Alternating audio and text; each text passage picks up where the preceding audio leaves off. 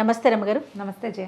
రమ్మగారు, బంధాలు బంధుత్వాలు, బయట వాళ్ళతో స్నేహాలు ఇవి ఎక్కువైపోయి, అంటే మొహం కూడా తెలీదు, ముక్కు మొహం తెలియని వాళ్ళతో స్నేహాలు ఎక్కడికెక్కడికో వెళ్ళిపోతున్నారు. కానీ కొలీగ్స్తో కూడా ఎంతవరకు ఎక్కడ పరిమితి ఉండాలి, ఎక్కడ పరిమితి ఉండకూడదు అనే విచక్షణ కూడా లేకుండా అయిపోతున్నామండి ఇవాళ రేపు. కజిన్స్తో కానీ, అక్కా చెల్లెళ్ళ పిల్లలతో కానీ, తోడుకోడళ్ళు, వదిన మరదలు ఇలాంటి వాళ్ళతో రిలేషన్స్ కంటిన్యూ చెయ్యం. రెగ్యులర్గా టచ్లో కూడా ఉండరండి చాలామంది. కానీ నేను ఇంతకుముందు చెప్పినట్లుగా ఎక్కడికెక్కడికో స్నేహాలు రమ్మగారు. ఫేస్బుక్ అవి శాశ్వతమని భావించలేకపోతున్నారు. ఇవే శాశ్వతమని వీటి చుట్టే పరుగులు పెడుతున్నారు కదా రమ్మగారు. కొత్త కొత్త పద్ధతులు, కొత్త కొత్త ఆలోచన. ఇప్పుడు మన ఫ్యామిలీ వాళ్ళతో మనం మాట్లాడుతూ ఉంటే మన పద్ధతులు, ఆచారాలు, విషయాలు అన్నీ మనకు తెలుస్తూ ఉంటాయి. బయట వాళ్ళతో మాట్లాడితే మాట్లాడాలి, ఉండాలి, కానీ అది ఎక్కడికో పోతుంది కదా కదా రమ్మగారు. ఎట్లా స్ట్రాంగ్ చేసుకోవాలండి బంధాలు బంధుత్వాలు? ముందు మాట్లాడాలి జయ, మాట్లాడాలి, శుభకార్యాలకి కలవాలి. ఎప్పుడు కూడా మనం ఒకళ్ళతోటి బాంధవ్యాన్ని బలపరుచుకోవాలి.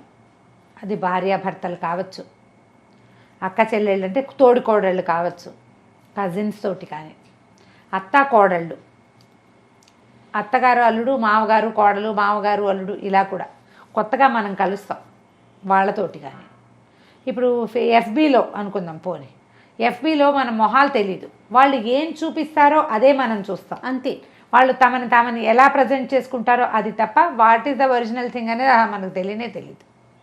లాంగ్ రన్లో ఏదో తెలుస్తుందేమో, కానీ దాన్ని నమ్మడానికి వీల్లేదు, నమ్మేందుకు వీల్లేదు. అదే అక్కడగా పరిమితం చేసుకోవాలి, దాన్ని జీవితాల్లోకి తెచ్చుకోకూడదు కదా, తేకూడదు. మనం ఎక్కడ దాకా ఉండాలి అదంతా అక్కడే. ఇప్పుడు ఇవి మాత్రం ఈ రిలేషన్స్ ఉన్నాయి కదా, మన బ్లడ్ రిలేషన్ కానీ, లేకపోతే పెళ్ళిళ్ళ వల్ల మ్యారిటల్ రిలేషన్స్ ఏర్పడతాయి. ఇవి కానీ మనం ఏం చేయాలి, వీటిని బలపరుచుకోవాలి.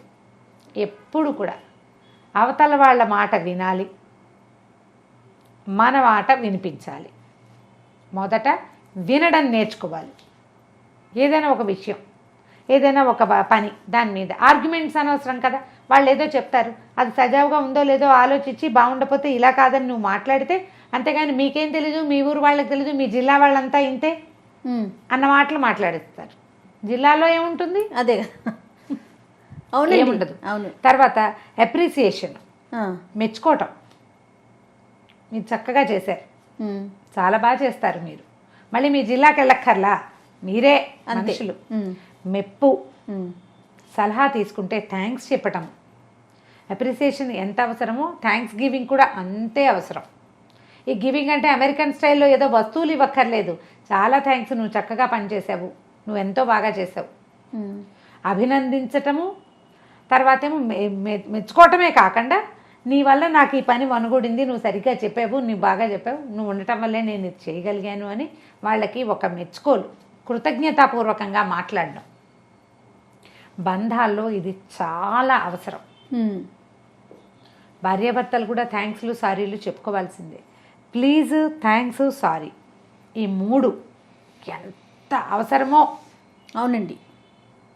థ్యాంక్స్ తరచుగా చెప్పాలి, సారీ చెప్పే అవకాశాలు తీసుకోవద్దు. చెప్పాల్సి వస్తుంది కానీ సారీ చెప్పే పరిస్థితులు రానివ్వద్దు. ఒకళ్ళు నిన్ను ప్లీజ్ అని అడిగేంత మొండికెత్తద్దు. కానీ ఈ మూడు పదాలు మన జీవితాల్లో ఉండాలి. ఇవి మూడు వాడగలిగేవాడు, విస్తారంగా వాడేవాడు లేదా సందర్భానుసారం వాడేవాళ్ళ బంధాలు ఎప్పుడు బాగుంటాయి. నువ్వు ప్లీజ్ అని బతిమలాడవు, నాకు చేసి పెట్టవా అని అడగవు, నీకెవడూ చేయడు. ప్లీజ్ ప్లీజ్ అని అడిగించుకున్నా చెయ్యవు నువ్వు, నీ దగ్గరికి ఎవడూ రాడు. ఎప్పుడు సారీయే ఎక్స్పెక్ట్ చేస్తావు, కానీ నువ్వు సారీ చెప్పవు, అప్పుడు లాభం లేదు. నువ్వు థ్యాంక్స్ చెప్తావు, ఎప్పుడు నీకు అవకాశం ఉంటుంది ప్రతి చోట. అన్నిటికీ కాదు, అన్నం పెడితే థ్యాంక్స్, మంచినీళ్ళు ఇస్తే థ్యాంక్స్ కాదు, అన్నం పెట్టడం, మంచినీళ్ళు ఇవ్వడం, మామూలు సాధారణ క్రియలు కాకుండా ఏదైనా మంచిది, ఉపయోగపడేది, అవసరమైన సమయంలో చేసిన సహాయం, అప్పుడు థ్యాంక్స్ చెప్తే అది మనసు నిండుగా ఉంటుంది.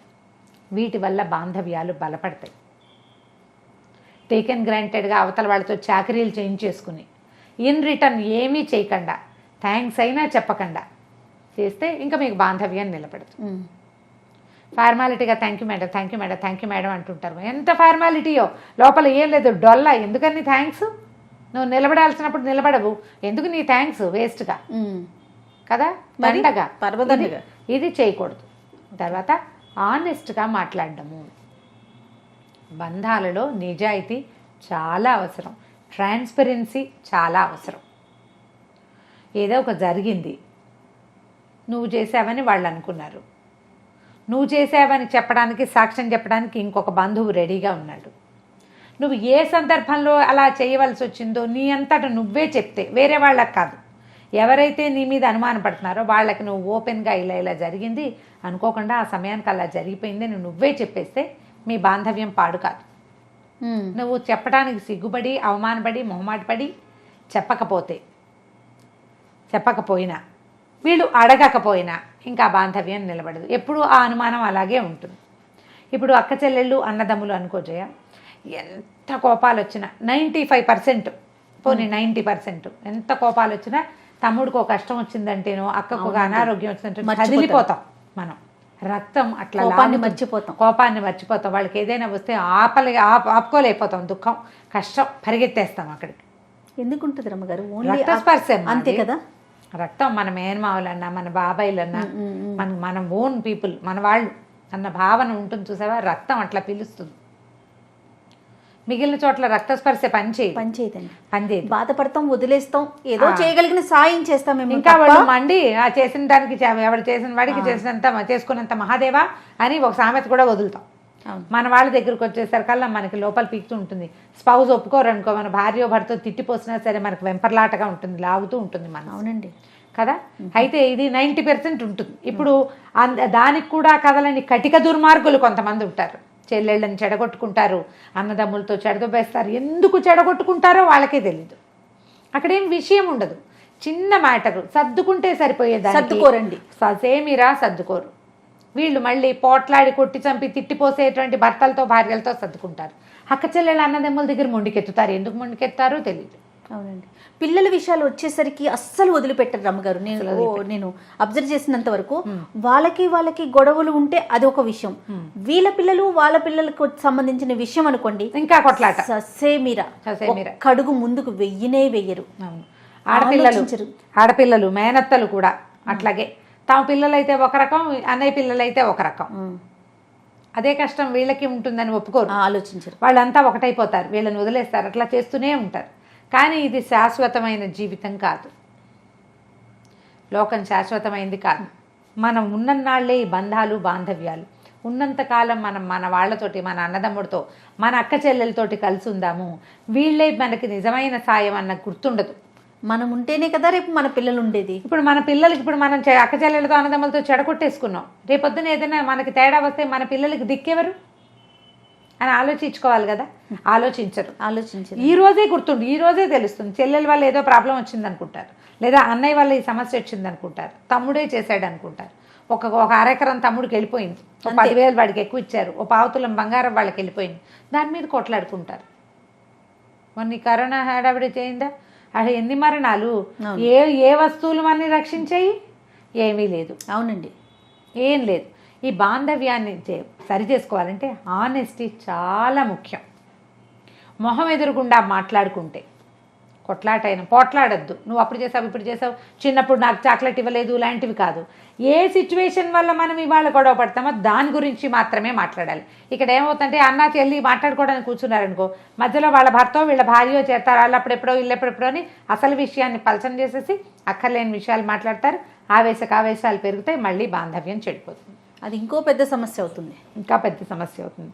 ఈ ట్రాన్స్పరెన్సీ, ఆనెస్టీ, ఇవి రెండు చాలా ఉపయోగపడతాయి బాంధవ్యాలు సరి చేసుకోవటంలో. కూర్చొని మాట్లాడుకోవటం, ఒక మంచి రోజున ఏదైనా చక్కగా హ్యాపీ బర్త్డే చెప్పటము, హ్యాపీ మ్యారేజ్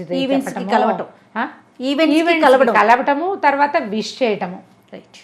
అప్పుడప్పుడు ఎలా ఉన్నావు, ఏమిటి పరిస్థితులు, ఇక్కడ బాగోలేదు, ఏదో అక్కడ ఏదో ప్రమాదం అయింది, ఓ ఫోన్ చేసి మీ ఊళ్ళలో ఏంటి ఇట్లా ఉంది, ఎలా ఉన్నారు మీరు, ఓకేనా అని కనుక్కోవటం. నీకు మనసు లోపల ఉండాలి అది. అంతే.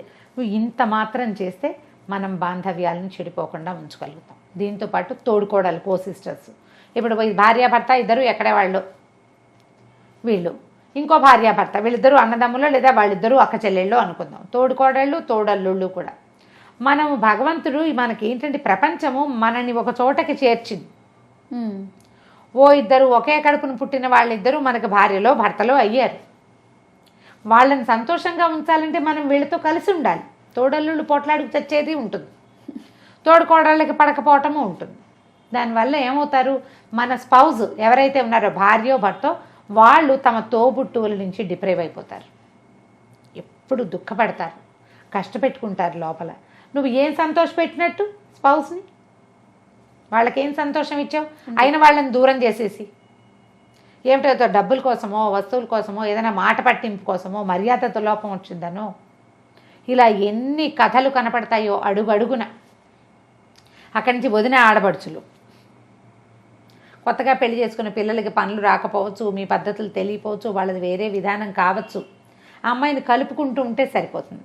ఒకవేళ ఆడపడుచు తెలియక ఏదైనా ఒక మాట మాట్లాడితే వదినే సర్దుకుంటే సరిపోతుంది. సర్దుకోరు వాళ్ళు సర్దుకోరు, వీళ్ళు ఊరుకోరు. దీనివల్ల అమ్మాయి ఏమో అన్నదమ్ముడిని కోల్పోతుంది, ఈ అమ్మాయి భర్త అక్క చెల్లెల్ని కోల్పోతాడు. దానికి కారణం ఈ అమ్మాయే అవుతుంది. అవునవును. ఓపెన్గా ఉండండి. మీరు ఫ్రెండ్స్తో ఎలా ఉంటారు, కొలీగ్స్ తోటి ఎట్లా ఉంటారు, ఎలా ఉంటే నీ ఆఫీస్ వాతావరణం బాగుంటుంది. ఏదైనా తేడా వస్తే మాట్లాడుకుని మళ్ళీ అన్నీ సెట్ చేస్తారు కదా.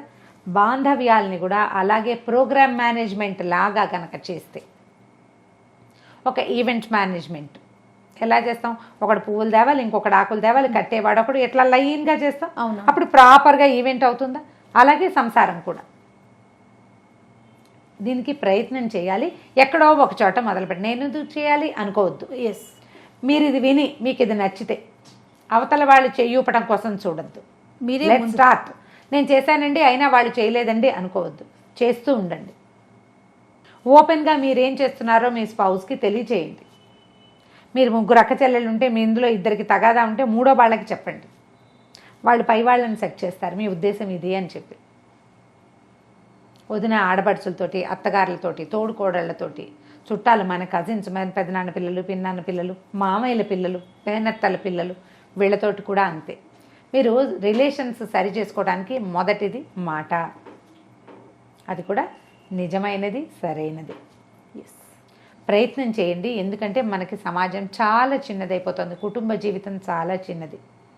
మనం తక్కువ సమయం ఇళ్లలో గడుపుతున్నాం, ఎక్కువ సమయం ఆఫీసుల్లోనూ, ఇలాగే బయటే. ఆ ఉన్న సమయం క్వాలిటీ టైం ఏదైతే ఉందో అది బెస్ట్ టైంగా ప్రతిరోజుని గుర్తుపెట్టుకునేలాగా ఉండాలి మనం. అప్పుడు మనం హాయిగా సంతోషంగా ఉంటాం. ఈరోజు మనకి ఏంటంటే ఈ షుగర్లు, డయాబెటీస్, మన థైరాయిడ్తో పాటుగా బీపీలు, వాటితో పాటుగా స్ట్రెస్, దాంతోపాటు ఇంకోటి ఏంటంటే హ్యూమన్ రిలేషన్స్ లేకపోవటం, అది ఎక్కువ బాధిస్తుంది. దాంతో డిప్రెషన్కి గురైపోతున్నాం. మీరు రిలేషన్స్ బాగు చేసుకోండి, డిప్రెషన్స్ తగ్గిపోతాయి. ట్రై చేయండి ఒకసారి. దీనికి ఈజీ, ఒక సింపుల్ ఆలోచన చేయండి. మొహం మురిగ్గా ఉంది, డల్గా ఉన్నాము, చల్లటి నీళ్ళతో మొహం కడుక్కుని చక్కగా ఏదైనా క్రీమ్ రాసుకుని పౌడర్ రాసుకుంటే ఇందాకటి మొహానికి ఇప్పటి మొహానికి తేడా కనపడుతుంది. బంధాలని కూడా ఇలాగే శుభ్రంగా కడిగేసి తుడిచి ఏదైనా క్రీమ్ రాసి పౌడర్ రాస్తే ఏదైనా చక్కగానే కనిపిస్తుంది. నాకు ఒక్కటి అనిపిస్తుంది రమ్మగారు, ఇష్యూ రావడం సహజం ఒక ఇద్దరు వ్యక్తుల మధ్య. అది మాట్లాడుకున్నామా అంతటితో వదిలేసామంటే డెఫినెట్గా ఫార్వర్డ్ స్టెప్ వెళ్ళిపోతాం. వదిలేయటం అనేది నేర్చుకోవాలి ఎవరైనా. నాకు అది అనిపిస్తుంది ఏ బంధంలో అయినా. అవును, దాన్నే పట్టుకుని అనగానే అల్లప్పుడెప్పుడో చేసావుగా నువ్వు అని మొదలు పెట్టేస్తుంది. ఒక్కసారి వదిలిపెట్టడం కనుక నేర్చుకుని కంటిన్యూ అయ్యామా శుభ్రంగా అన్ని సెట్ చేసుకోగలుగుతాం. రైట్. నమస్తే. నమస్తే జయ.